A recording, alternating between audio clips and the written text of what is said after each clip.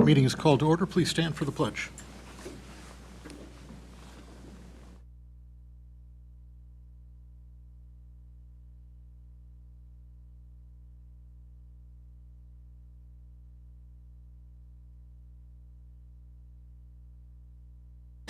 Welcome, everyone, to the February Committee of the Whole meeting for the Community High School District 94 Board of Education.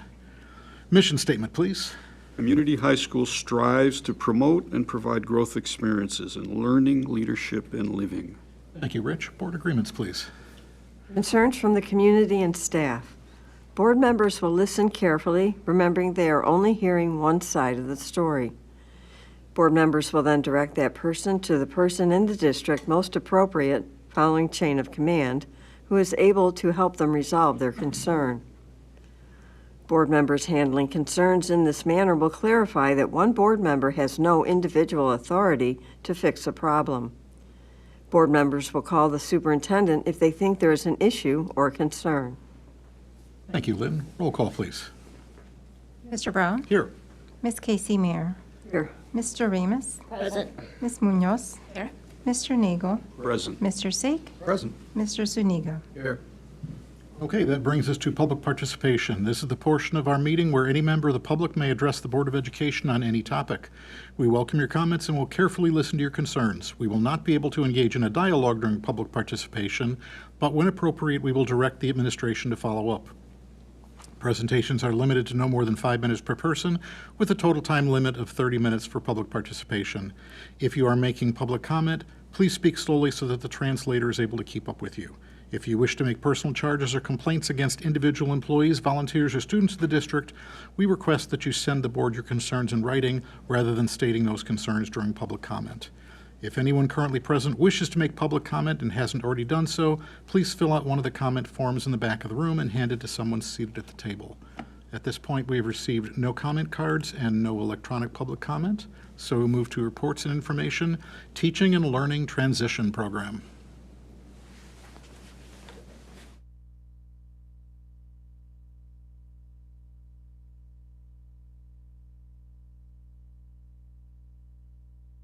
Good evening. Thank you for giving us the opportunity to share more good news about the work that students, faculty, and staff are doing in the building and the community. As you may recall, this fall we received a request from a board member for an update on the WeGo transition program. This was perfect timing because the special education department has news to share about the opportunities and experiences that District 94 is currently providing for our students, as well as some information about new programming and facilities. In a moment, you'll hear from Erica Gudashaw, our transition and vocational coordinator, and you'll also meet some special guests. Before that, I'd like to briefly reiterate the why behind District 94's transition program. Section 113 of the Federal Rehabilitation Act guarantees that all students with disabilities have the right to pre-employment transition services, including job exploration, work-based learning experiences, comprehensive transition services, workplace readiness, and instruction in self-advocacy. The goal of the legislation is to literally transition students from school to post-secondary adult life, which begins for transition students at age 22.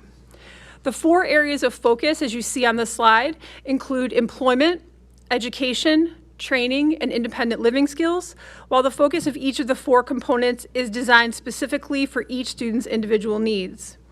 These opportunities also provide students with new experiences that build their background knowledge about the world outside the school and create connections in the community with adult services that they can access today and after they transition out of the program. Now that we've reviewed the purpose of transition programming, Mrs. Gudashaw will share an overview of the opportunities that the District 94 transition students are engaged in through partnerships, post-secondary resources, self-advocacy skill building, and daily living practice. Then you'll hear about the construction of the transition program's model apartment, which will provide our students with yet another way to prepare for life after WeGo. Thank you.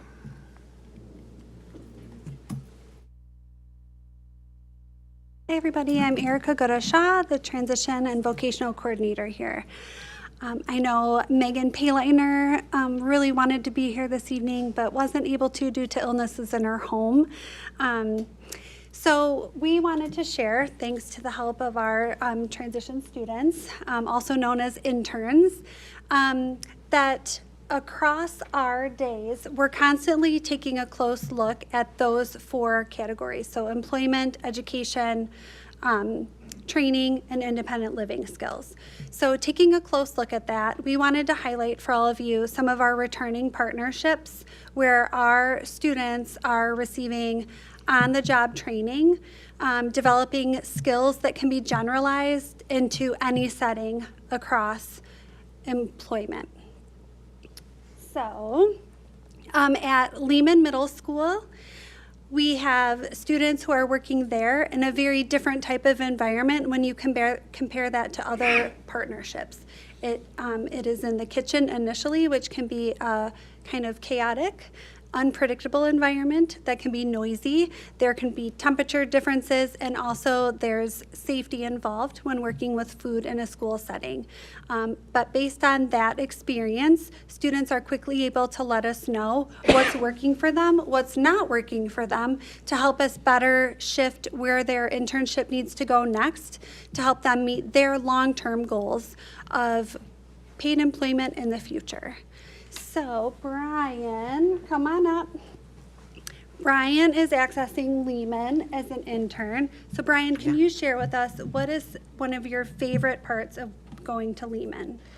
Going is going to go serve the students.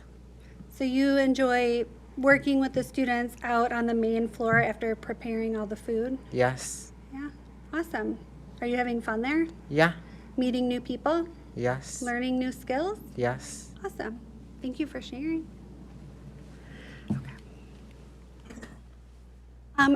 Again, another returning partnership that we're really proud of is our connection with West Chicago Public Library. Students are accessing that internship site, whether it be a 2-hour shift or a 4-hour shift. This year, a difference for those of you who were in attendance about a year ago when Megan P. Leitner and I presented on transition programming, we have extended some of our shifts to be 4 hours instead of just 2 hours. This provides the opportunity for our students to access a more part-time replica of how you would navigate a work site with a 30-minute break involved, and knowing how to manage your time and how are you going to figure out when you need to go back to your job after taking that quick break or quick lunch. So we've extended that across a few of our work sites, as you'll see. So some students, depending on their transition outcomes, are accessing a 2-hour shift or a 4-hour shift. And I'm going to attempt to play this video. Just advance the slide. Okay. Yay. Favorite tasks to do at the library? Organizing some books.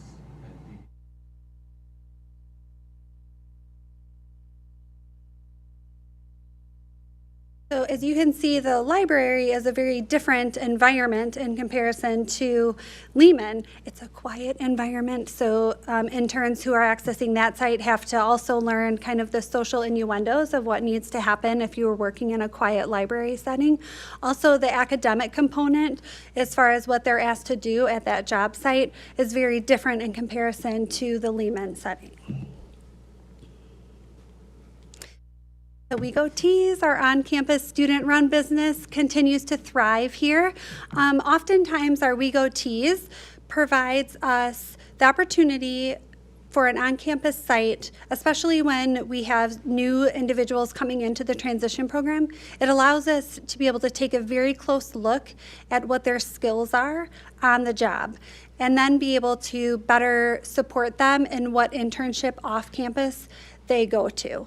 So from following simple directions or reading a spreadsheet for an order, interacting with on-campus orders that come across the table, maybe even working on the finance side of the business, working on a variety of skills just within that We Go Teas business has been a huge component of our transition program.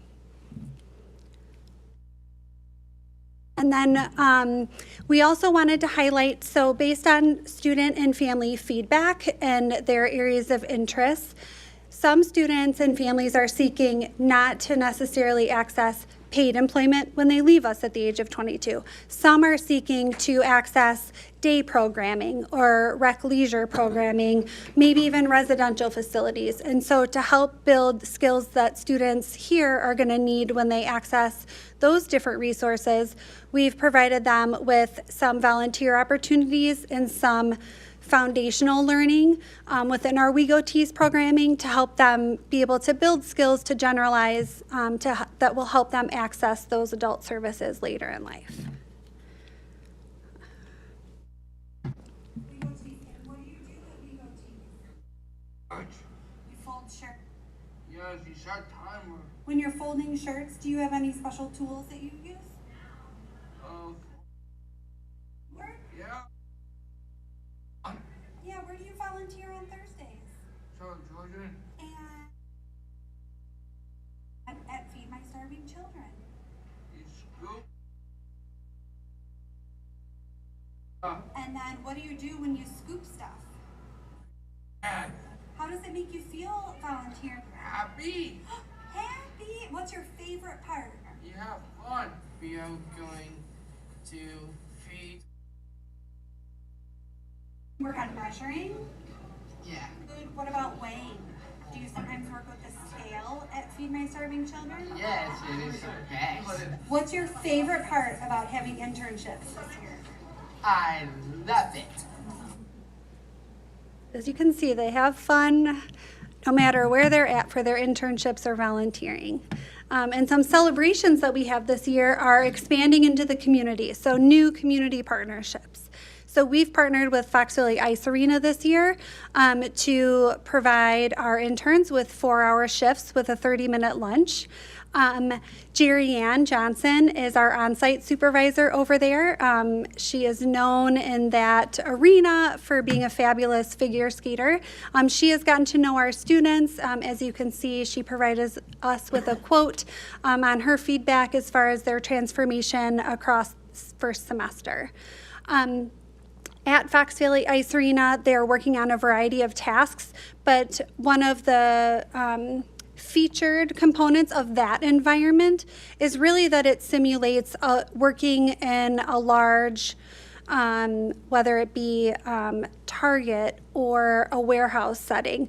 There's multiple levels that our interns are accessing without direct supervision of a job coach. They have a job coach that's on site. However, they're challenged to be more independent, manage their time, know how to navigate the environment, who to go to, where to go to if you run out of supplies that you're using, as well as not just relying on our job coach, but seeking clarification or gathering more information on what they need to do next from on-site individuals, which again replicates more of a part-time employment opportunity for them.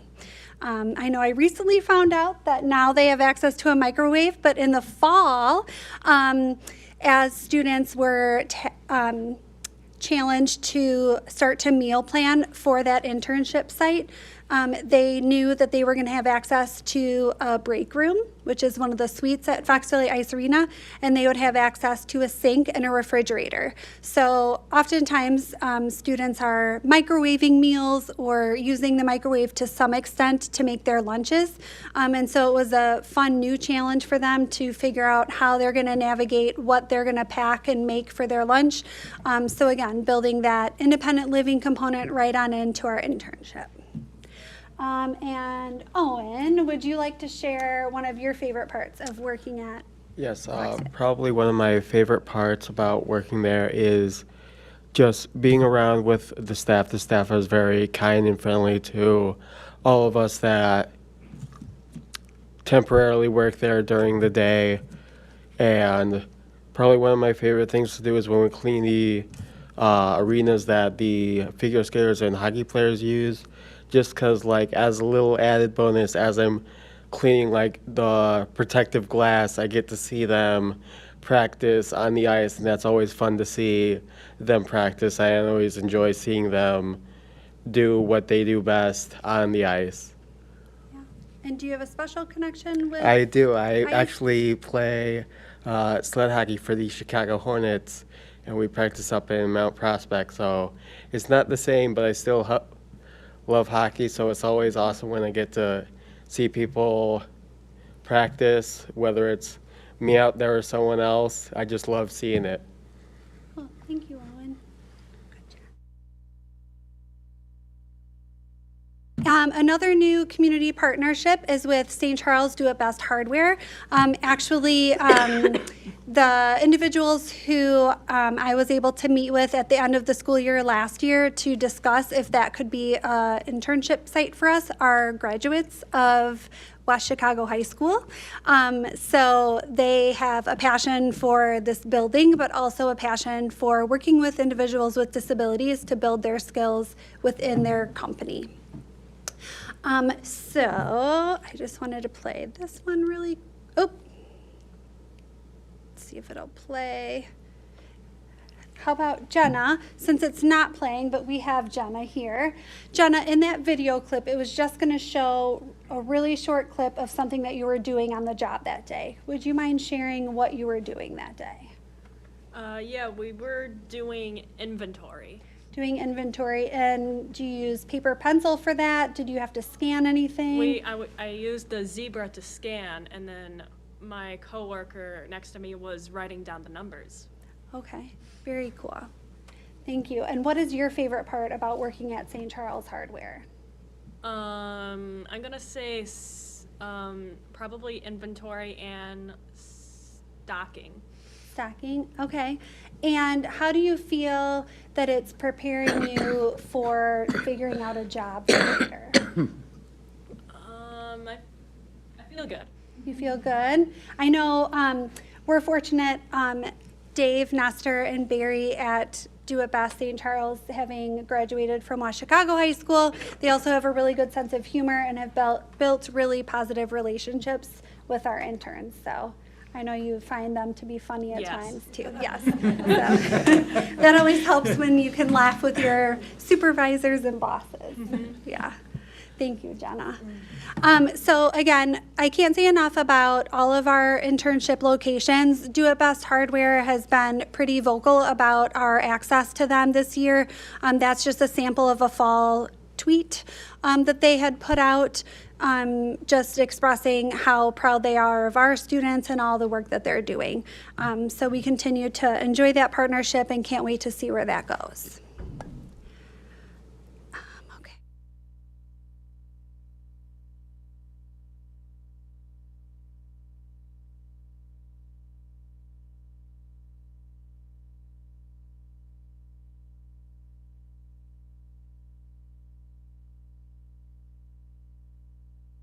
At least how we see it and how it helps us out. Because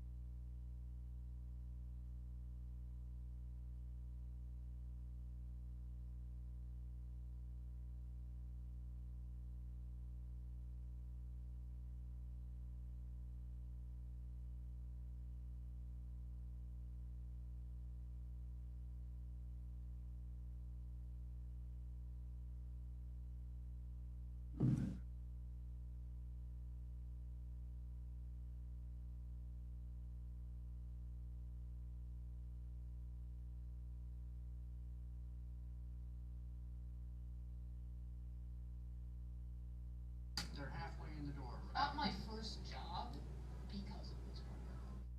It's awesome. That's awesome. I think that this program will look.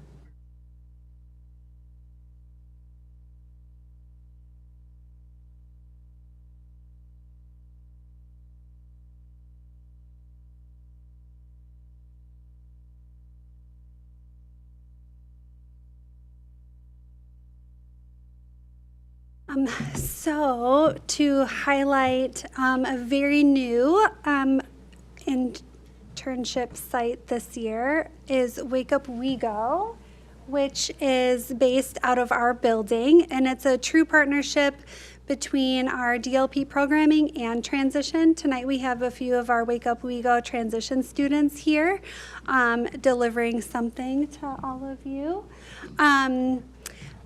And I know I just looked at the time, so. Delivery for Kurt. Oh, Dr. Johansson. This is so awesome. That's.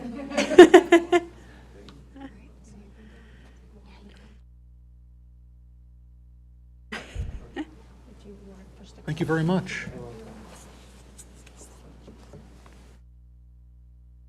Grandpa, I'll just wiggle myself this way. So this year with Wake Up We Go, we were trying to figure out ways to build that self-advocacy and communication across our programs. And so many of our students had been speaking of wanting to be a barista, possibly. For Dan? Oh, Dan. Possibly maybe from frequenting Starbucks, I'm not sure, but since that was a passion, we worked as a team to make it happen. Thank you.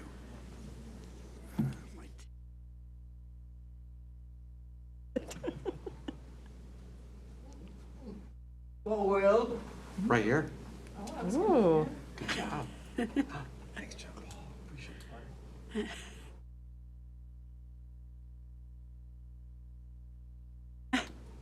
Thank you. Perfect.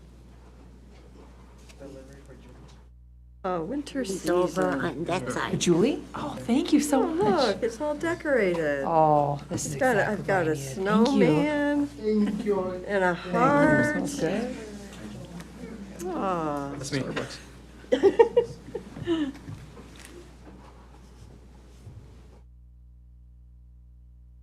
Thank you so much. Thank you. That's me.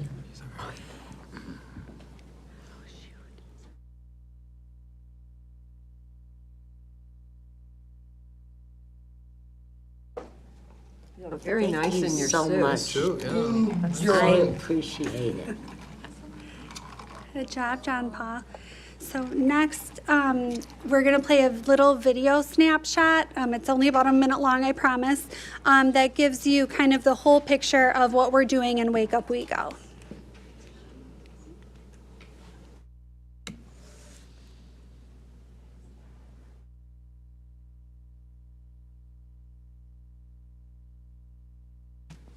Wake Up We Go is a coffee shop for school.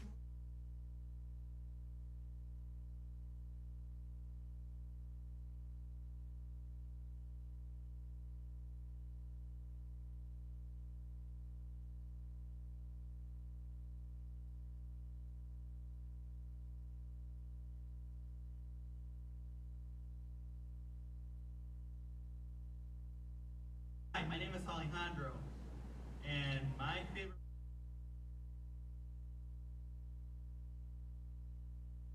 Your name? Marcos. And what's your favorite drink to make? Refreshers? Hello, my name is Joe Marco.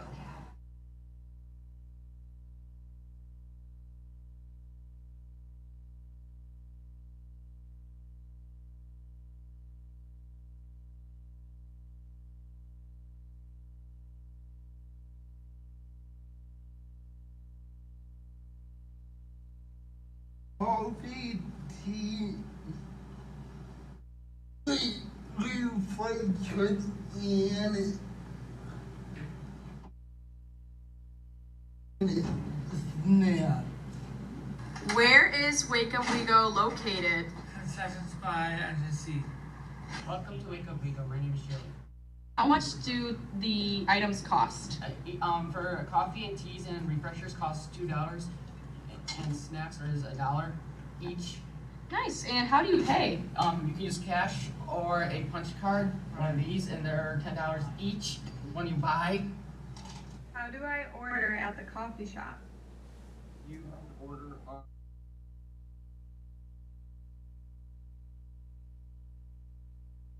Awesome. And if I want to order for delivery, what do I fill out? You fill out an order sheet. When is the coffee shop open? Our hours are 9:30 to Days.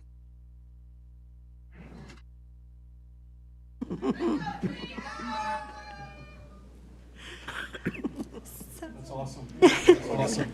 In the interest of time, I'm just going to go through a couple of the slides, like skip through them, and get to kind of our biggest announcement and all the skills that we're working towards, which is building students' level of independence through a variety of activities. But that kind of all comes to fruition when we talk about and have been meeting about the new transition apartment, which is an extension of WeGo to support our students in all of those areas: employment, education, training, and independent living skills. So I'm sorry to jump ahead with everything, but I know in the interest of time, I wanted to make sure to get to the big announcement at the end of our slides and just express our gratitude and thank you for thinking of us in this endeavor to helping our transition program grow. So this is in the school, and So this is going to take the place at one of the greenhouses, the greenhouse that's closest to the building. So that will come down, and then there will be a transition apartment in its place. So it'll look like a home instead of a school building, which I know sometimes we've received feedback from our transition students and families that not a barrier, but maybe a little bit of a barrier is that when students think about entering the same entrance C or entrance B, coming back to school after they've completed their 4 years of high school, just makes them maybe put off a little bit as far as accessing transition programming. So I think having access to something that looks like a home, looks like an apartment, and has also a different access point from the doors that they typically would come in across 4 years of high school is going to make a huge impact. Yeah.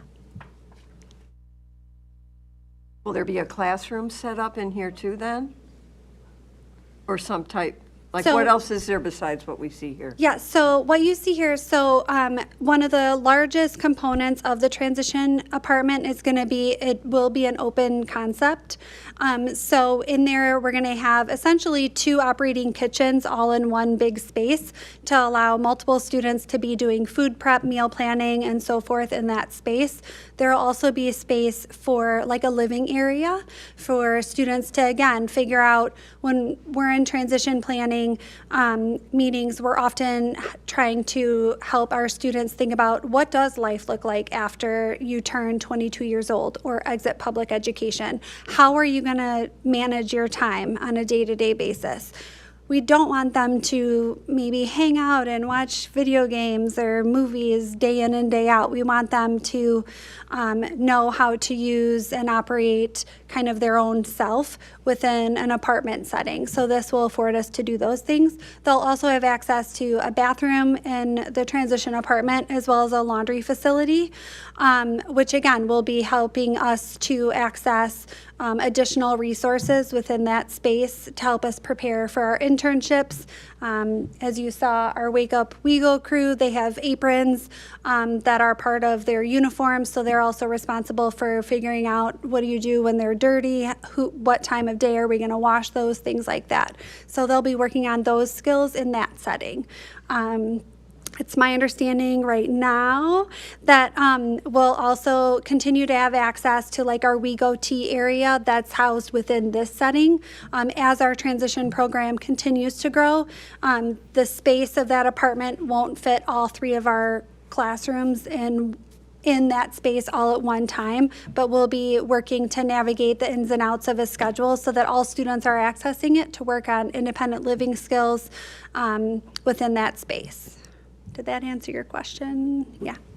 It is really, really exciting to see how many different job sites and skills that you've accessed and are continuing to access, and to see the transition apartment to make it, because independent living skills are huge. As the parent of someone who is an alumni of our transition center, just a suggestion, as they're learning those independent skills, living skills, if they learn how to vacuum, would you make sure that they know that it's helpful to do it at home wherever they live? Because I was told after my daughter learned how to vacuum, and I asked her to help out, she said, "What do you think I am, a maid?" I only do that in the transition center. So they need to Generalize that understand skill to home. This is a way to live wherever you are. Yes. But this is really, really exciting. And Yeah, we're excited for the opportunity also. Yeah. give our kids the opportunity to work. I can't say how much of a difference it makes in their lives. Yeah. Get out of that 22-year space, it changes the whole world for a student with differing needs. So thank you for all you do. Thank you for having us. When is this expected to be operational? Dan? I'll probably take that question. That we're going to talk. We'll talk a little bit more about the summer construction, but ideally, ready to go at the start of the next school year. Thank you. Thank you for such an amazing presentation. It's great to see all the success and the amazing things that you're all doing. Yeah. I just wanted to quick introduce.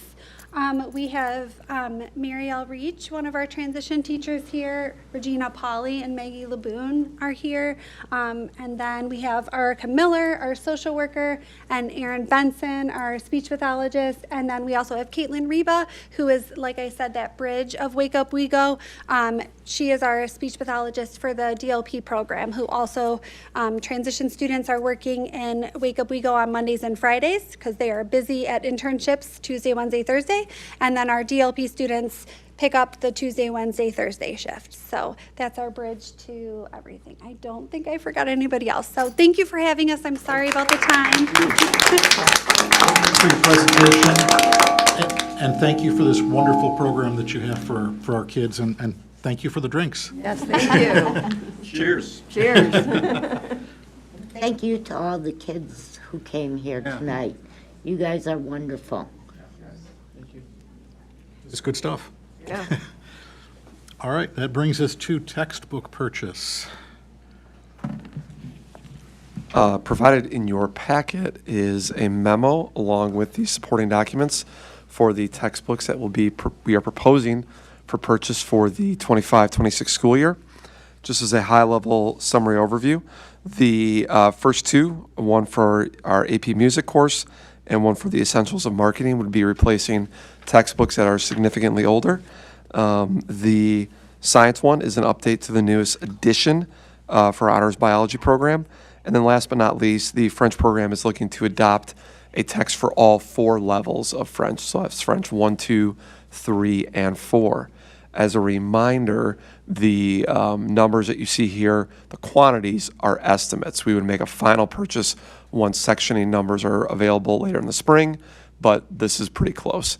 And then also, we would leave these on display for 30 days in the district office.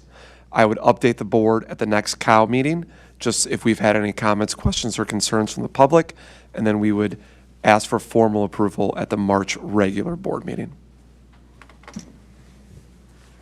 Any questions about the textbooks? All Landscaping services quotes. So last year, we went out to bid for our weed control prevention along with grass cutting for the east side of the building. At that time, the board rejected all bids submitted, and then we awarded contracts to True Green and Dynasty Landscaping, which ended up saving the district thousands of dollars compared to the bids that we actually received. So we received quotes from True Green and Dynasty, noting no increases from the prior year. So we are definitely satisfied with the services provided by both vendors. The new quotes are attached to the agenda. The Dynasty's landscaping quote is for $1,800 per month, April through November. That comes to a total of $14,400. And True Green's quote is for $17,440.68. So keeping in mind the results of last year's bid, the quotes that we received, and our satisfaction with service, we would recommend just going ahead and moving forward again with True Green and Dynasty, assuming that the board is fine with that as well. So that'd be our recommendation. Any questions or comments? Sounds good to me. I'm just a little confused. The Dynasty and True Green, they weren't part of the bidding? We were talking about bids and quotes. I'm trying to straighten that out. So last year when we went out to bid, True Green bid. Dynasty did not bid. Dynasty is a company that we've been using on a case-by-case basis until then. But then this year we haven't gone out to bid. We just received quotes from them for this upcoming school year, upcoming April through November.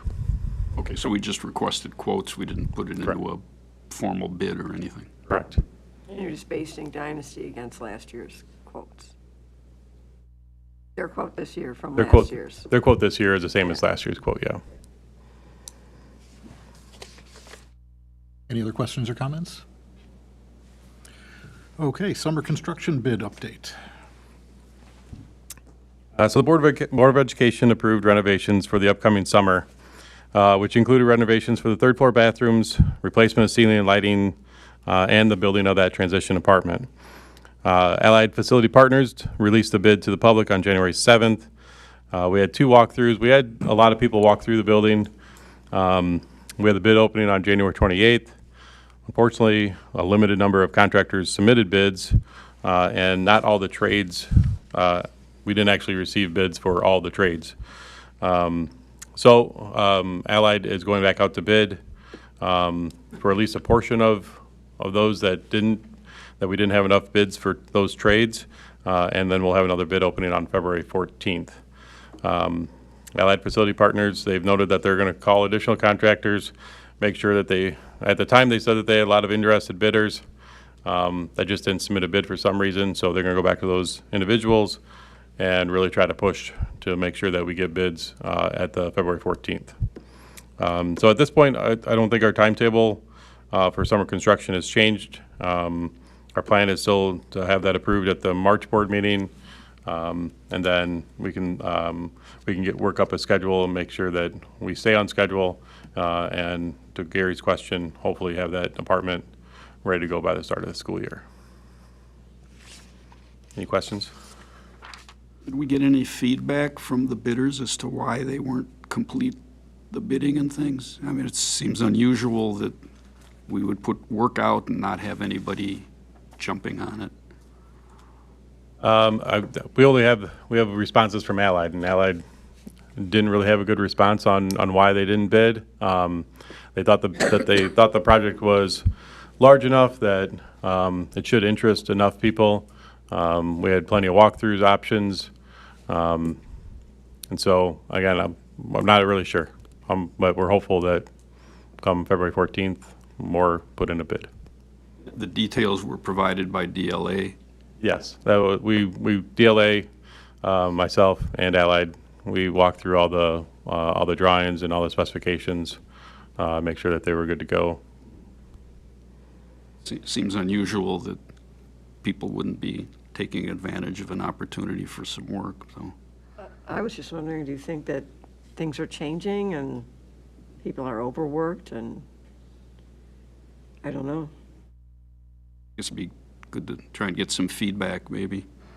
If other people are going through the same issues, I don't know. Spoke with Doug McCann the owner from Allied who presented with these same concerns, because I sat in on the bid opening and it was a little underwhelming to say the least. He said it's not uncommon that this has happened before, especially when they're bidding out individual, and they're not bidding out the large projects, they're bidding out individual contractors. He was disappointed because some of the contractors that he had personally spoken with that were gonna submit bids did not for whatever reason, which is why he's looping back around with those contractors. So we'll have a better understanding at the second bid opening to see what exactly is going on. I was concerned with the scope and the size. Was it not a big enough project? He said, no. No. If there's some concern about economic concerns, how do you bid when things That may be part of it too. demand and Yeah. what things are gonna cost? That would be director right now. Yeah, very Or, true. or are there labor shortages? Do they have enough manpower? Also that. Right, we shall see. Bishop Gym bid results. So it's, last year, the administration started investigating the process of refinishing the Bishop Gym floor. Administration issued a bid for refinishing the gym floor last year, but we didn't receive any responses. So at that time, we noted that we were going to go out to bid earlier, make sure that we have plenty of time and get the project completed. So we had a bid opening on Friday, January 31st. We did have 3 contractors submit bids. Lowest bid was All American Hardwood Flooring out of Darien for $65,556.25. Which included the refinishing, the alternate for a stained 3-point arc, and also a couple of IHSA logos. The next closest bid was over $90,000. I am currently checking references on All American Hardwood. At this point, they haven't really provided enough references from similar projects for me to be able to call them a responsible bidder. And so I'm still working on that and seeing if I can push them a little harder to get better responses. But at this point, I don't see any similar projects. They do a lot of export fitness and lifetime fitness. I'm just concerned like the underlayment is going to be totally different than what we have here in our older buildings. So I'm not convinced at this point, but I will definitely have something convinced by the February board meeting. And floors, I take it, are specialty floors that, like, you refinish them in a, The hardwood floors? yeah, in a different way, other hardwood floors, or? Yeah, it's definitely different underlayment, different specifications, different width of the boards. There's all sorts of different It's things. like a specialty, okay. Yeah. Any other questions? Appendix. Great, good evening, everyone. The Appendix B Committee, which includes representatives from teachers, support staff, and administrators, met on January 24th to discuss the potential addition of girls flag football as an IHSA sport for the 25-26 school year.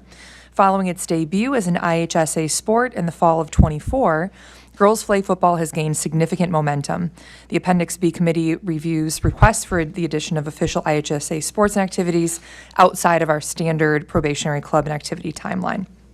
Now, during the meeting, the committee considered several key factors, including the competition structure, regional and state participation, and local interest. Currently, 170 girls flag football teams are registered with the IHSA, with 10 out of 14 schools in upstate 8 already participating in the sport. The sport offers up to 25 contests per season with a competition structure involving regional, sectional, and state rounds. Based on an interest survey conducted by the athletics department, we anticipate approximately 40 to 50 students will participate in the inaugural season. The committee acknowledged that the sport's placement and participation should be reviewed annually until the local interest and the IHSA structure become more established. As the development of this new program must begin promptly, we're presenting this recommendation to the board for consideration. The Appendix B committee unanimously recommends the addition of 3 coaching positions for girls flag football. That'll include 1 head coach and 2 assistant coaches at Group 4 placement to begin in fall of 2025. And the cost for these positions would be approximately $9,954. Plan to have discussion this evening and then present for approval at the February 18th board meeting. With this approval, will they be playing within the IHSA next fall? Yes. Okay. Yeah, that's all- which is that's really very- exciting to it see. is very exciting, very exciting. Absolutely. What other girls' sports will that be competing with in the fall? Good question. Dr. Dwyer, you're going to have a better answer than I will for this. Do you think it'll pull Sure. numbers from other sports? So in the fall, girls volleyball is our largest enrolled sport. Girls tennis and girls golf and girls cross country compete at the same time.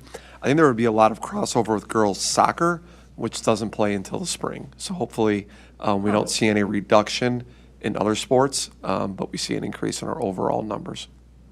Yeah. Will they be able to get the marching band for their games? That would be fun. That'd be cool. That's a good question. Smart I, thinking, it is one of those, as time goes on, we will definitely be making sure there's a lot of parity, both in access to our facilities, but also in the way that we, treat the pomp and circumstance of the games.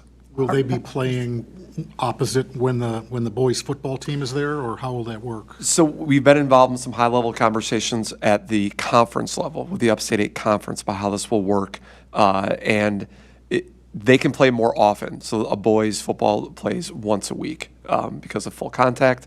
This can play more often. They will play significantly more times in a given season than boys will. So they will most likely play on different evenings. So these will be evenings rather than afternoon games? It could be some of both. It could be some of both. And Some they'll of it be- is going to depend on our opponents and how many levels we are able to offer and how many levels our opponents are able to offer. How many schools in the Upstate 8 will be participating in this? It's a good question right now. Minimally 10, up to 12. Okay, great. Yeah, it'll be a robust offering in the conference this year. It's a big priority. I think it's also great to mention that District 33 does have a flag football team, so I think it's Sure an do. amazing opportunity for us to collaborate and for us to feed into the high school. That's already started. Yep, all that work Great has news. already started. Since Friday nights tend to be easier for some families because it's not a school day the next day, it sure would seem like it might make some sense to have at least some of the games be when the boys are playing away and we've got the football field, have the girls use the field that Friday. It sure could be. It'll be like any sport in the conference, though, where there will be a school that is kind of the coordinator of that schedule, and they will work with all the facility and team availabilities of all the teams to figure out when, where they will play those contests. Do they wear helmets? No, they will not work. I mean, they could if they wanted to, I'm sure, but I don't believe that there will be helmets required. Okay. Yeah. Thing is too much football. Apparently not. Apparently not. And I sarcastically. Right there with you. Gotta have something to do on your Tuesday nights now. So Will we have uniforms for the teams we will also? absolutely have uniforms. Yes. Exciting. Yeah. Do you have people in mind already that are offering to coach? It sounds like there's some folks that may have some interest, particularly, I would imagine, those that have a background in football. So, yeah, we anticipate there will be but some me and interest Kathy. there. I was Everybody, just gonna anybody say, but us. Otherwise, we have board members willing to step up. You're right. Lynn, We're taking we volunteer have you signed with the applications. ref, Lynn. You're gonna ref all games. That means we'd have to understand the game though, so I'd have a little we problem. Just gonna whistle. Well, it sounds like there's support from the board. Yes. Right? Wonderful. All right, updated administrative job descriptions. Fantastic. So regularly reviewing and updating job descriptions is best practice for maintaining organizational effectiveness.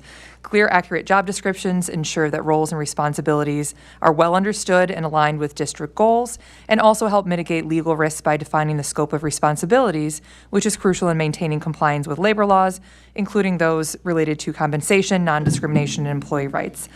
In conjunction with the updates to the district's organizational chart that Dr. Johansson will be presenting later this evening, we are both reviewing and updating current administrative job descriptions, as well as introducing new job descriptions to reflect the changes in that organizational structure. Attached to the memo that I'm sharing right now are the updated job descriptions for existing administrative positions, as well as new descriptions for positions aligned with the revised organizational chart. Some of the key highlights that you'll notice include the following. Number one, the Assistant Director of Special Education is transitioning from a 12-month work calendar to a 10-month work calendar, aligning with the schedules of division heads and deans of students. Second, there are new job descriptions that I think we'll be able to get into more detail on in a bit. These are specifically for Executive Director of Operations and Safety, Executive Director, Professional Learning and Pathways, Director, Culture and Climate, Director of Multilingual and Multicultural Services, and Director of Post-Secondary Success. And lastly, the Activities Director job description. This is a non-administrative stipend-based position that will now be allocated for a licensed staff member and structured similarly to the Assistant Athletic Director role that we've discussed in recent years. These job description updates and new positions are presented for discussion this evening, like I said, in conjunction with a discussion on the org chart, and would plan to present for approval at the February 18th Board of Education meeting. Any questions or comments at this point? All right, moving on to stay interviews update. Always the hard part. AV mute and Lan. Aha. Very proud of myself.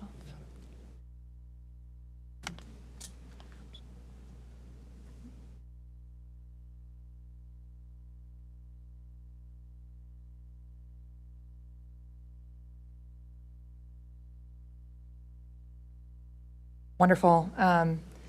I'm really excited to share with you some insights from our stay interview process. While it's been an idea that's sort of been in the works for some time, Rich, I think you were the one that suggested that it would be really great to see this become a part of the culture and what we do here. And so we committed to this wholeheartedly this fall and really learned a lot from the process. So tonight we're going to do a quick overview of the stay interview process and the purpose of participating in stay interviews, the key findings, strengths, areas of growth, what we really took from that process, and then most importantly, the next steps. What we promised to staff is that, not only are we going to listen, but we're going to do something with the information because we really value their perspectives and want to take action to ensure that we're retaining our very best staff. So we'll start tonight with an overview. Great. So really the purpose for stay interviews, you could say, is threefold. Number one, to better understand employees' workplace experiences to improve retention. We can make all kinds of efforts to try to take guesses, but the best way to find out what people love about working at WeGo and what their frustrations or challenges are is to ask them and to talk to them. And so we've learned a lot through this process. Second, to identify district strengths for branding and recruitment purposes. We've done a lot of work with branding and trying to share our narrative, particularly from a recruitment perspective, and this helps to reinforce that. And now we're kind of building off of that with staff testimonials where we're able to amplify staff voices as well. And lastly, to gather actionable feedback for enhancing the overall employee experience. Beyond just retaining employees, we care about what their experience is. We want them to have a solid work-life balance and to enjoy and feel valued while they're here in the workplace. So our key goals are to foster open communication and to build trust and strengthen relationships with all of our stakeholders. Now with that, this is sort of an outline of what our process looked like. We started by recruiting participants, and while it may be a bit unconventional, in order to really build credibility into the process, I worked with our two associations and asked them to identify participants. So provided the presidents of both associations with a list of their employees, departments, years of service, and said, please give me a diverse cross-section of our staff so we can hear as many perspectives as possible. What I didn't want to have happen in is through, the district administration selecting participants, it would appear in some way that we're trying to, garner some particular type of result. I didn't pick any of the participants. They all were chosen by the associations.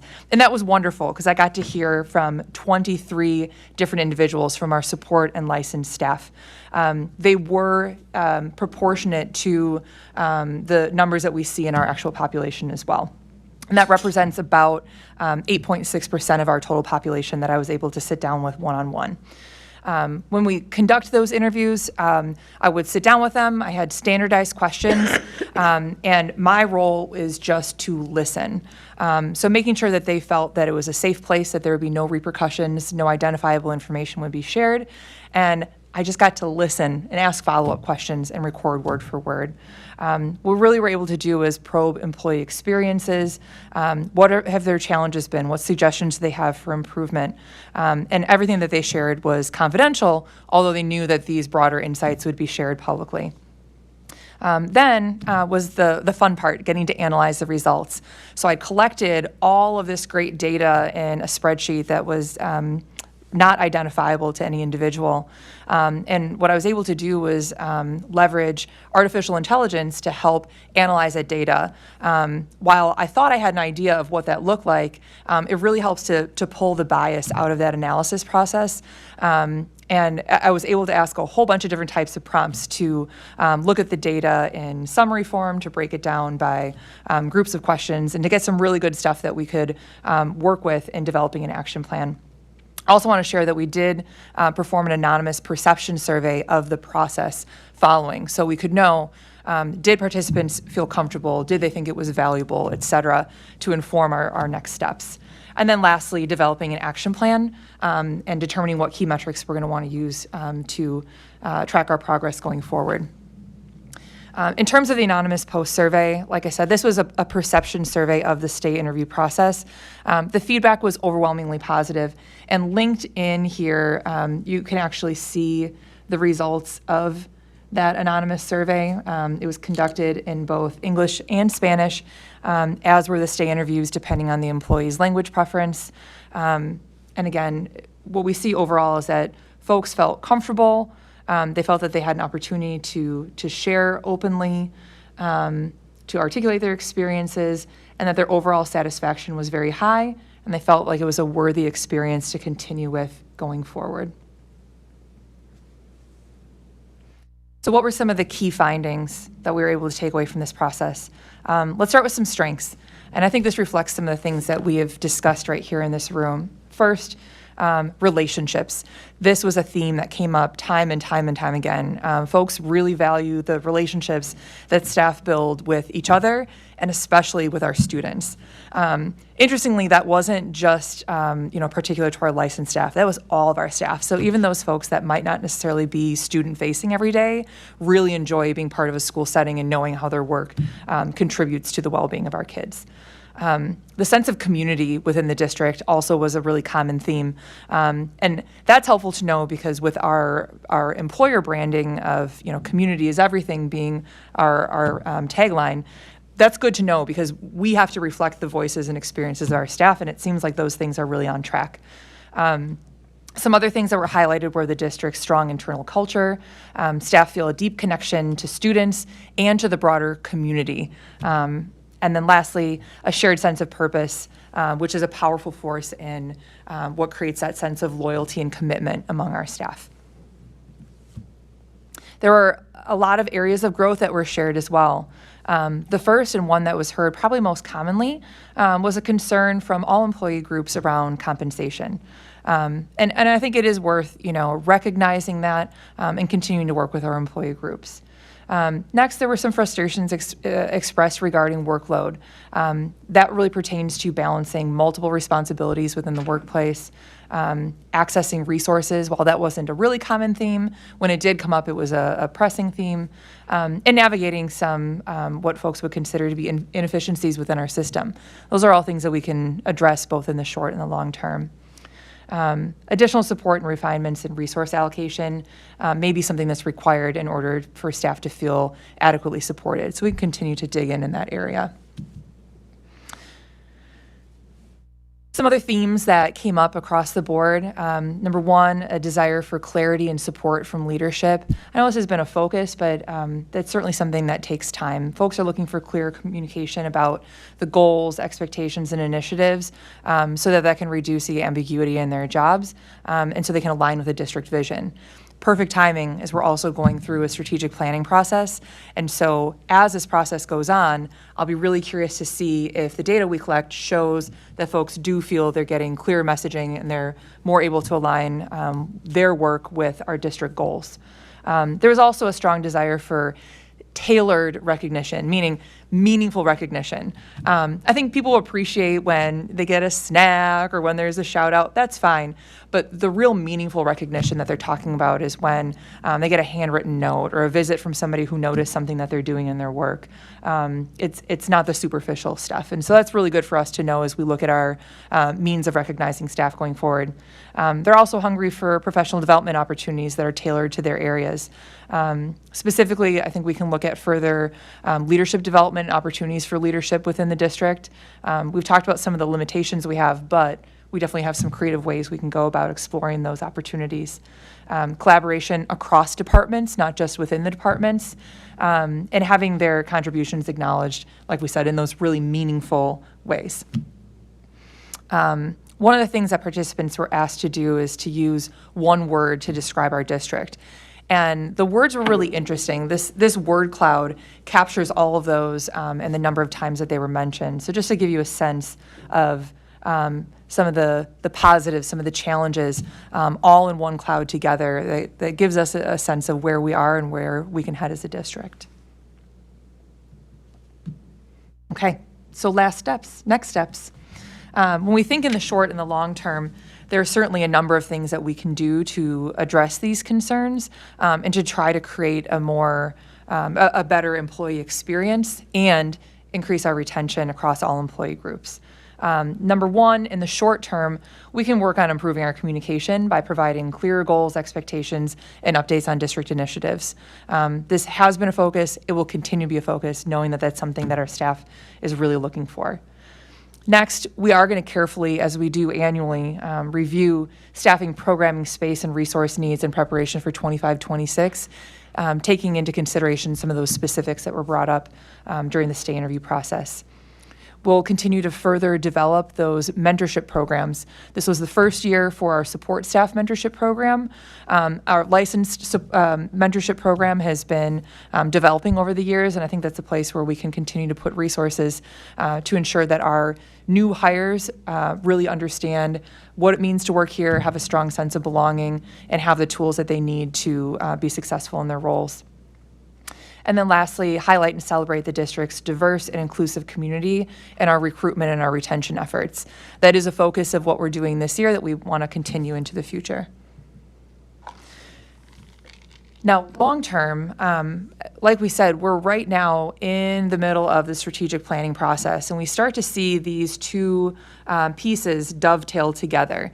And so what we'd like to do is ensure that staff input, both through the strategic planning process and the response to the state interview data that we've received, that those pieces come together so that our long-term planning is all closely in alignment.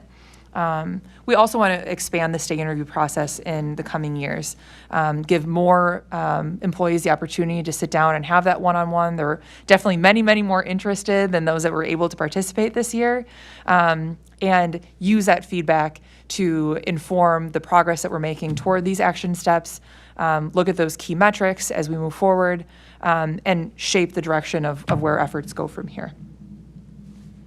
All right, so with that, any questions? I just wanted to say, as I said earlier, I think this is fabulous. It's really fabulous. I mean, everybody really just wants to be heard, and when they don't feel heard, that's when things fester and things are unhappy, and then they just throw up their hands and they go somewhere else. They quit. To hear all these positive things are really great too. And what did you call this? A word cloud? A word cloud. Yeah. I'd never heard that before. But I really liked that the biggest thing on here was community. And then that's what brings everybody together. You know, we're not just one thing, we are a community of everything. So this has so much potential, to use a word from the word cloud, and positive impact on everybody involved in it. I can see how happy you are with it. It was I learned really a lot. nice to talk with you about it earlier. Yeah, no, it was just an eye-opening experience, and one of my biggest takeaways was, you know, sitting down with a staff member who said, you know, I've brought up these concerns before, but what's different this time is that you're just listening. She's like, it's so nice to be able to just share all this, and it's not a back and forth. You're just listening. I'm like, yeah, that's what I'm here to do, right? We're not here to respond. We're not here to defend. We're just here to listen, because every perspective is incredibly valuable. Yeah, that word cloud was very interesting. I was a little disappointed at one of the words on there, but hopefully as we go forward and work on some of these areas for growth, that will no longer be as strong of a concern as it is at the moment, apparently. Is that broken? Yes. I wasn't sure if I was reading that right or not. Yeah, yeah, that was That was one the of the only words. word on there that was really concerning. Yeah, and I try to take it all in context, right? I mean, it hurts a little bit to hear that we all really care about this place, but it is really someone's experience as an employee here. So it's worth hearing and understanding and responding to. My goal would be that 5 years from now, no one who works in this place, no student, no stakeholder feels that this is a place that is broken, but rather something that is reaching its full potential. So it gives us a starting point and something to aim for. I mean, from your answers, I'm assuming you've got a pretty specific understanding of why that concept came up. Absolutely, yeah. And I really appreciated how open everyone was. I mean, it's not easy to sit down with the HR director and just kind of open your heart, right? And so that took a lot of trust and courage on our staff's part. And I just appreciated them being so open, knowing that there are some things we'll be able to respond to really quickly. And there are some things that are going to take a really long time for us to figure out how to be able to address. I think it's also worth mentioning that this isn't something that, you know, the folks sitting around this table can fix on their own. This takes an entire community to come together and to be responsive. We can help to, you know, set the path and to open those opportunities, but everyone together has to be a part of making this a great place to work and to learn. The fact that they were able to be comfortable being open and honest, and now we can reflect back, okay, we're going to open, honestly look at these issues, you know, that helps change a culture. Well, and that's what's amazing. And this, to me, is what I would always ask of any organization or any person, any individual, is just to, on occasion, be self-reflective. And especially now with the strategic plan going on, and we're working on that, I just feel like we're doing all these really good things, you know, and we're listening to people, and we're taking it all in, and we're just at the point now where we're taking it in. It's going to be so exciting to see where it all goes and how it's going to blossom. I think the real value of this comes in longitudinal view of it, and see from year to year what the trends are, and we can better see where we're making progress, where we're not, where things are changing. I think that's the real value. It's not a one and done type of operation. It's a continuum. I will tell you, this is one of the most thorough and comprehensive state interview processes that I've ever been around, and Julie is very modest. There was a lot of time and effort put into this, and it is really, truly remarkable. When she was done with the process, she came into my office, she's like, oh my gosh, you've got to see this. I'm so excited to see just the honest feedback, but there was so much effort put in, and it would not have been done without that effort that Julie did. Because I've seen other people go through the process and just pay it lip service, right, just to kind of check it off the list, and this was not that. It's really meaningful data that we can use to make this organization the best we possibly can. So thank you, Julie. It looks like you've gotten some good revealing information, a good opportunity maybe to take some of the bigger issues and do some root cause analysis, where you look at a problem and you start to work it back. Because usually the solution or the problem isn't what you hear. It goes back 2 or 3 levels farther and get a good solution, and then you make changes and then work them back towards the problem itself. They also thank you for doing this. This is awesome.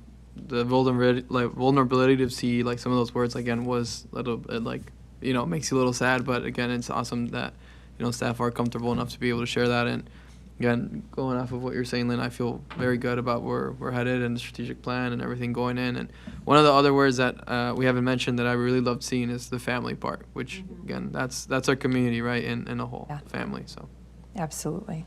We're very lucky to have you, Julie. Yes. Thank you. You're welcome. I thought it was very cool that you used AI to do some of the analysis on that. So I'm all in on bringing AI. These into guys our are sick of district hearing about it. operations, that's cool. Thank you so much for doing, Julie. I really do want to reflect on the fact that it does take a really active ear, like a listening ear, to really understand. But just so you know, I think it's valuable beyond words, because I do really think that it's a meaningful approach, because it can make the difference of somebody leaving and building somewhere else.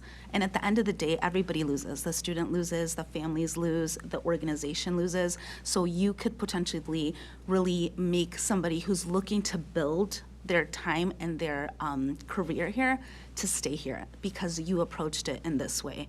And also gives us the opportunity to understand if we get it wrong, it really does make a difference to somebody to say, you know what, you're right, we might have, gotten it wrong, and we can approach it in this way. But yeah, it just goes beyond saying, and again, it's something that you're modeling the way, which I think is very, very commendable. So thank you. All right. Moving along to data sharing with feeder districts. During the December 17th regular Board of Education meeting, Mr. Nagel inquired about the possibility of establishing a focus group with fellow board members and board members from our associate districts in order to create and ultimately propose a resolution requiring associate districts to share relevant student data with each other. Since the January 21st board meeting, I have been in communication with each superintendent from our associate districts inquiring about any data they'd like to have from us that they're currently not receiving. In addition, I've asked our building leadership team to identify any data we'd like to receive that we currently do not have. Listed below in your attached memo are some of the data points that a certain feeder district would like us to share. This is all public. The data that they want is all public data, so it's just a matter of communicating this data to them in a way that's easily digestible. So this is nothing out of the ordinary.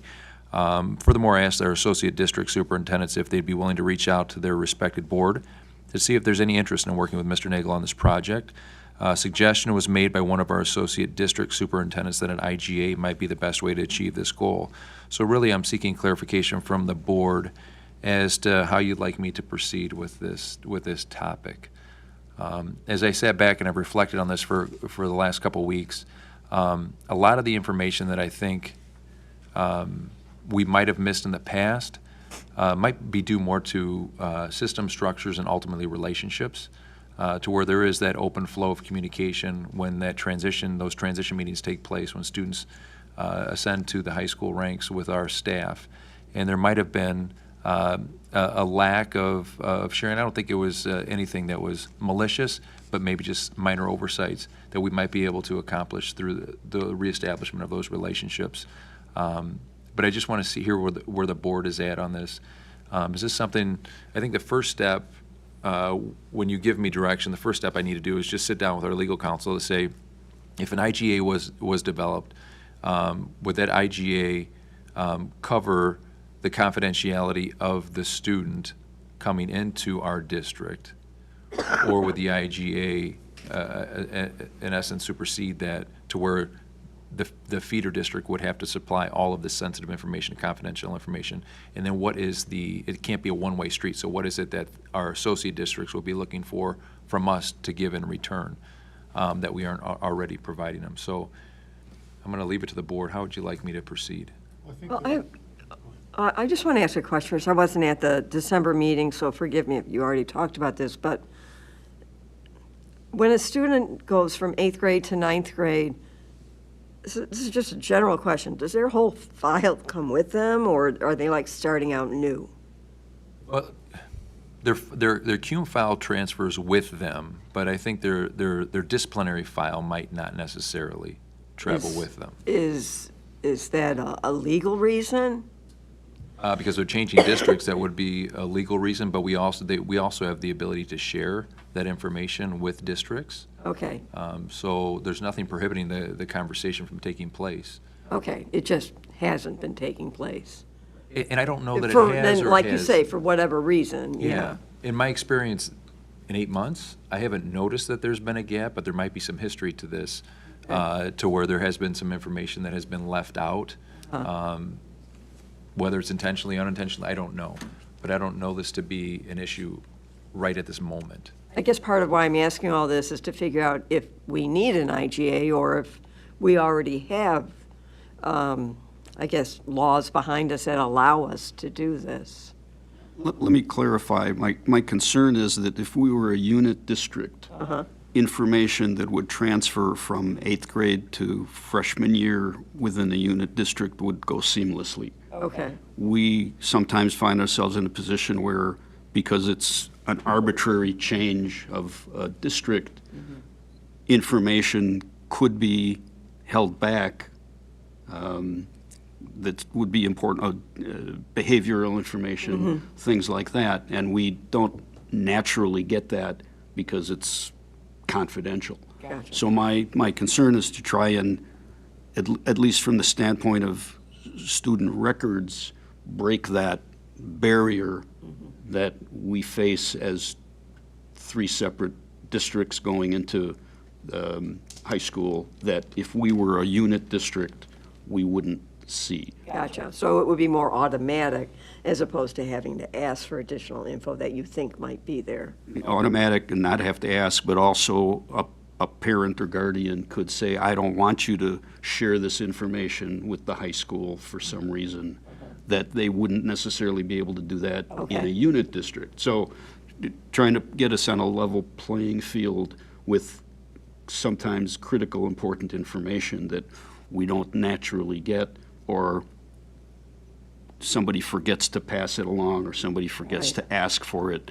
We have a good relationship and we set up an IGA, but then administrations change, boards change, and now, you don't necessarily do that. So I'm trying to get something that's a little more formalized and not consistent. necessarily at the whim of whoever's in charge of that information. Gotcha. Thank you. Thank you.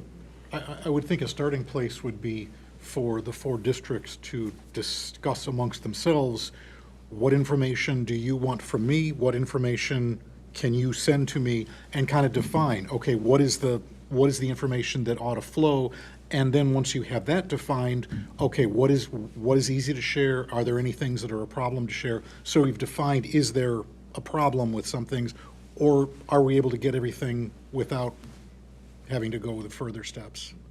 My perspective, since I sit in the delegate assemblies and look at resolutions that affect the state, my thought was there's probably other districts that are having similar issues, and that if we developed something and presented it as a resolution that the assembly could vote. I'm not going to die on that hill. I think it's more important that we at least have access to that information. If it works out that other school districts might be interested, we can move forward. But sort of the idea came to me sitting in an assembly that this would be a good thing to have legally, so that there's no barriers. It can't be done on a whim. But more importantly is we have the access from the sender districts on student information that would be useful for us to have. Yeah, no, I think this is a great idea, and I think sending everything, because actually if we did sit in a committee, to be honest with you, I don't know what I'd be saying.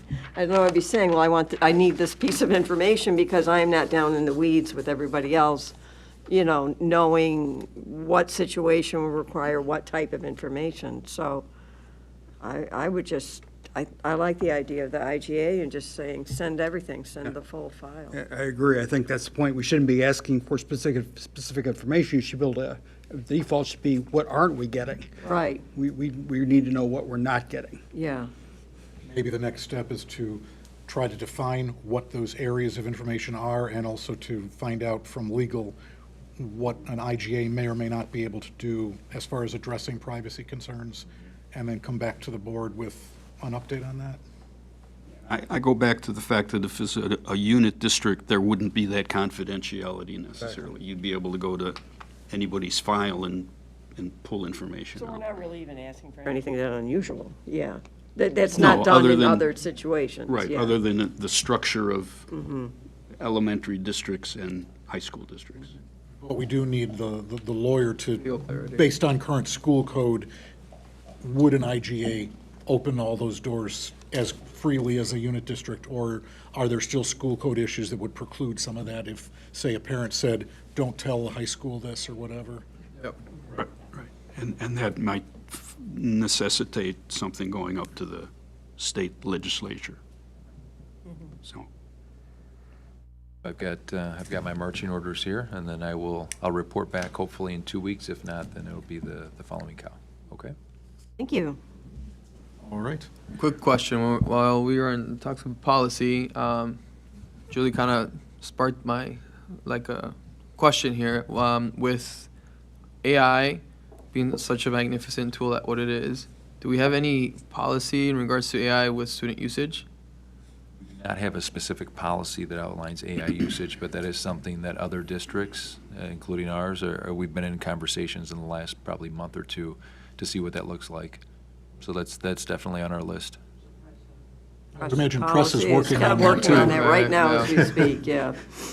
We do have obviously we have acceptable use policies and plagiarism and things like that, but nothing specific to AI right now. Same category. Technology is becoming to the point where you've got glasses that can read Right. and translate in real time and answer questions, formulas in real time.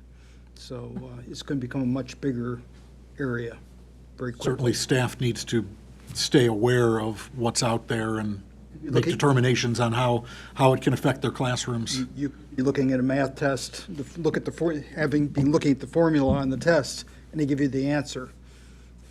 No Ray-Bans in the They classroom. Will. exist. No Ray-Bans in the exist. classroom. Yes, yeah. Yeah, we've come a It's, long way.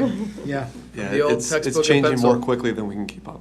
You don't have to write it on your wrist anymore. Or the water bottle. All right, proposed The old administrative trades, the old organizational trades there. chart. Tricks of the book. Just right inside here. So Board Policy 3:30 states that the superintendent shall develop an organizational chart indicating the channels of authority and reporting relationships for school personnel.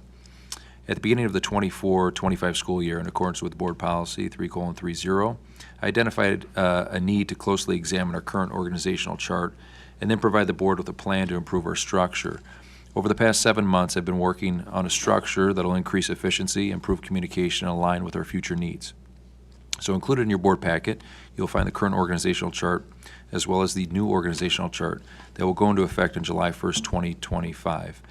This has been a very lengthy process that included multiple opportunities for feedback from my administrative team, and now I'm seeking your input as well. I'm going to go through just a summary of the high-level overview of the changes, and then open up the floor for any questions or conversation. So number one, the key thing here is that no additional administrative positions are added. The assistant principal positions have been eliminated and their jobs elevated to the cabinet level with the title change. So this was done to help flatten out the organization and align priorities.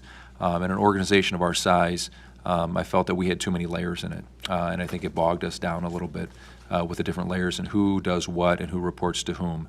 By elevating those two positions up, they still will take on the same responsibilities of evaluation, so that's not going to change. So not all evaluations flow to the principal.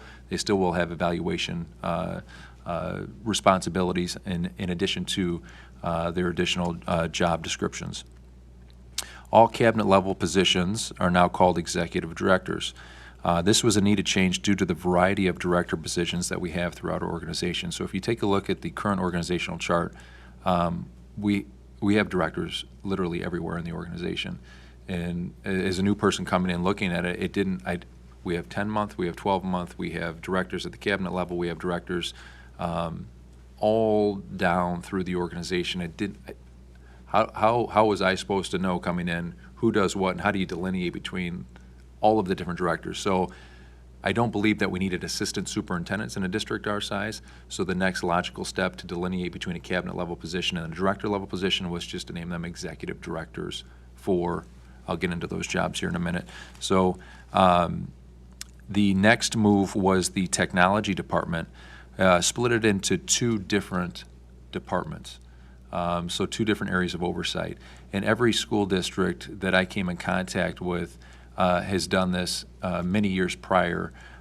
So really you're looking at the infrastructure, hardware component of technology, and then the information data PowerSchool registration. So more of the technical components would fall under that Executive Director for Operations and Safety, and more of the student data, SIS components would fall under the other Executive Director for Professional Learning and Pathways. So making a clear delineation so we know exactly where we need to go to get things done and to make sure that our areas of expertise align with the needs in the organization. The Director of Deans is now called the Director of Culture and Climate. So the key change to this position is that we are going to have more of an explicit focus on our MTSS structure.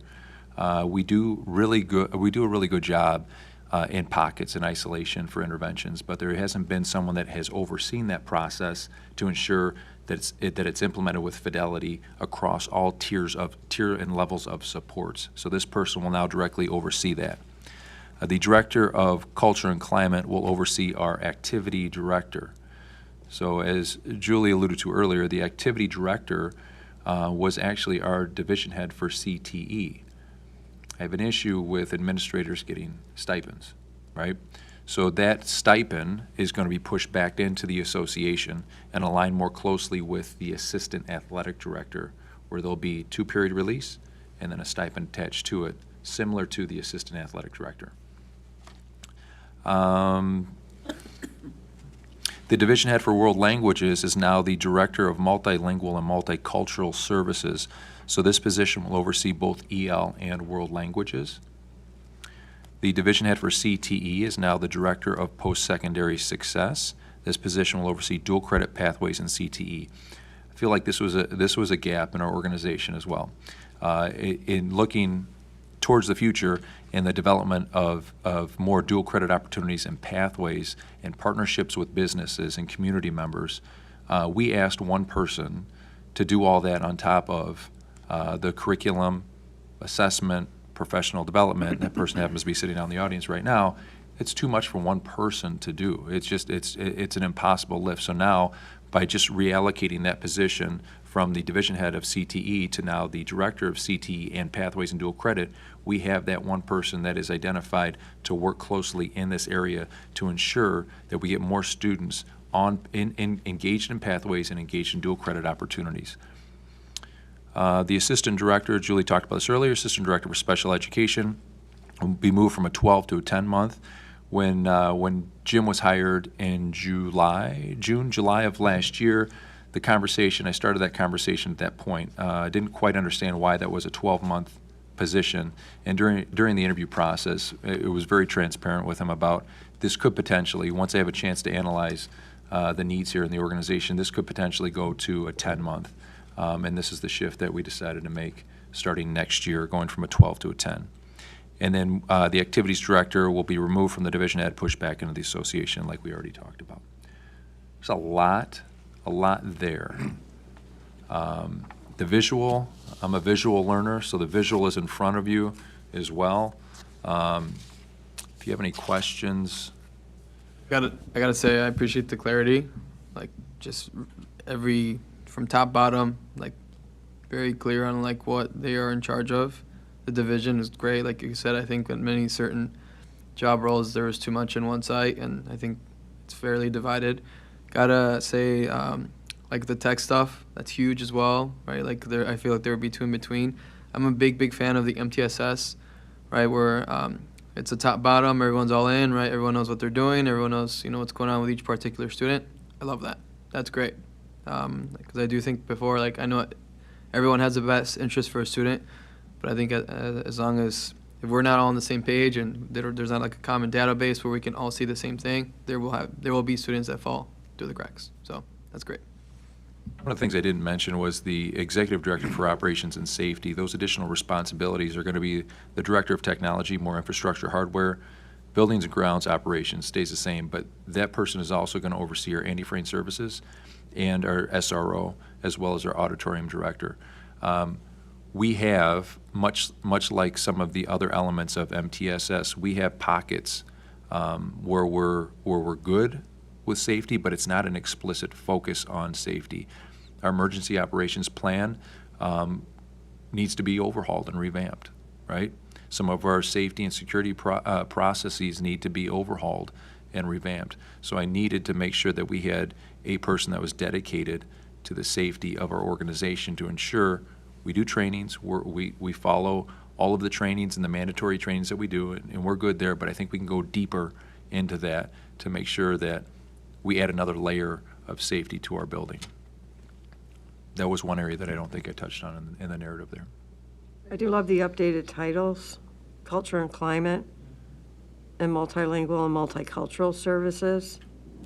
I think that encompasses everything a lot more. There's a lot more welcoming sounding, updated, I don't know. I had the one question about the technology side of things where you're dividing it into two different groups. Is that present any issues with siloing the workforce into one group or the other and not sharing employees between the groups? Or are they divided up now to the point where they really don't, where their tasks are one or the other and not, they don't cross boundaries?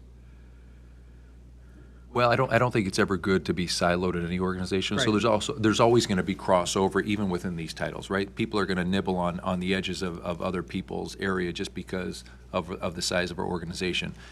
But I guess to answer your question, we have a department that is dedicated to student information systems, and there are people in that area. And then we have Bob and his crew that is really like technology, hardware, infrastructure, ensuring we're not getting hacked and breached and all that, and those are two separate skill sets, if you will. There are some unique individuals that can do them both very well, but if we're really focusing on what the skill sets are, those are really two separate departments. Within the IT world, that's a very common way to separate things off.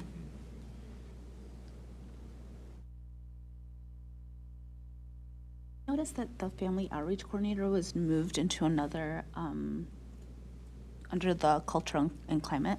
Can you explain a little bit more on why you did that? Because now with the Director of Culture and Climate overseeing MTSS and being part of that process, that's such a key, just a natural connection to those intervention services.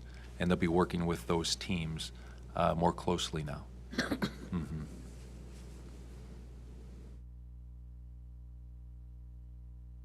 Questions or comments on the organizational structure?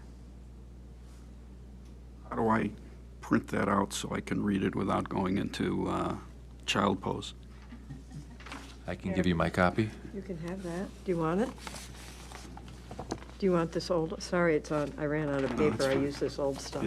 The way it showed up on the packet, it's vertical. Yeah, I know, You can download it and rotate yeah. it. Yeah, Or I- you can Kurt's have looks my better copy. if you want Kurt's, You it's can a have little this. bigger.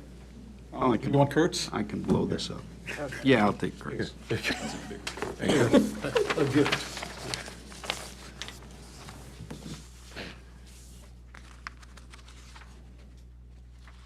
All right, so then this will be coming back for formal approval then? Yes. Okay. Thank you. This is a lot of, you can tell a lot of thought went into this, and it's been a long process, so thank you. All right, that completes our items for open session. We will be going into executive session. There will be no action taken after executive session. The recommended motion that the Board of Education go into closed session at 8:33 PM for the purposes of the appointment, employment, compensation, discipline, performance, or dismissal of specific employees, specifically the superintendent's performance evaluation. Second. I would like to add collective negotiating matters to that.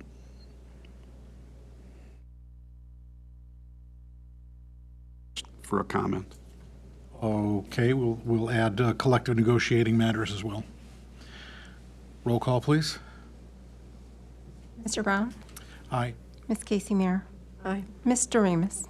Aye. Ms. Munoz? Aye. Mr. Nagel? Aye. Mr. Sake? Aye. Mr. Suniga? Aye. All right, we are going into executive session. Now, why don't we take 5?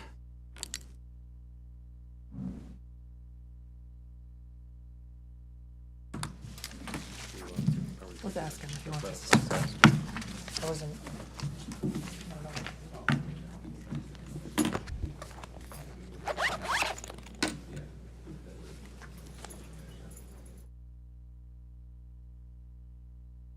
Yeah, I was going to say, do you assume you are present for your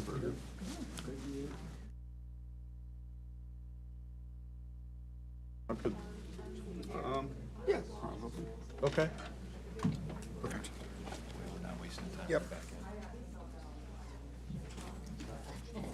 Yeah, that'll get you in, and then there's no law.